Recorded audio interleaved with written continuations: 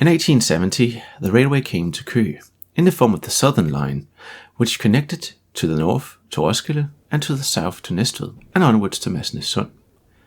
9 years later, Køge got another railway, namely in the form of the Eastern Railway or Østbanen, which opened on the 30th of June 1879, between Køge and Faxe, with a branch line between Hårlev and Rødvig.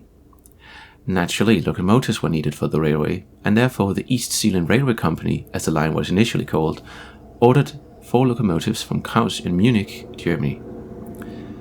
The interest in German-built locomotives came, amongst other things, from experiences learned from the Maribo-Bandholm Railway, with its smaller locomotives from England on the 8-kilometer-long line between the two cities.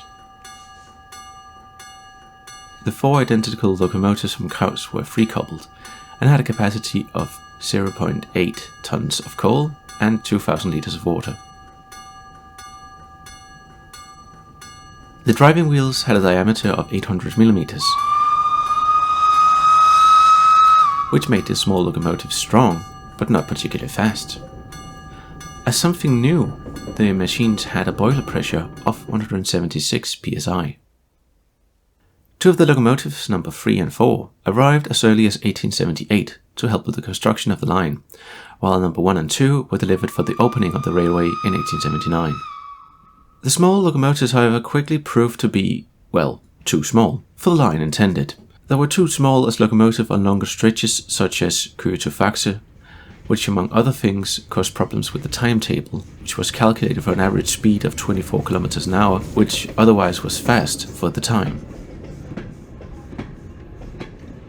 Due to the economy of the railway, it wasn't possible to acquire larger engines until 1895, when it gradually became difficult to maintain the operation, which now required 3 out of the 4 machines to be in steam. In 1906 and 1910, new and larger machines were acquired to the Eastern Railway and the 4 locomotives were sold. Number 1 was sold to the Lollands Railway or Lollandsbanen as their number 14.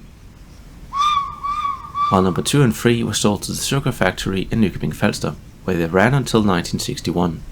Number 4, on the other hand, was not sold to an operator, but for scrap, as it was damaged in a fire, and the parts that could be used were sold to the Lollands Railway and the sugar factory.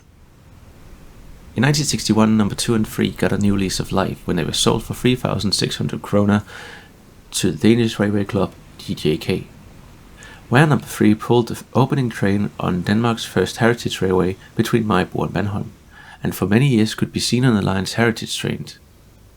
When number 3 had to go for a major overhaul, it was replaced by number 2, which was in a newly overhauled condition.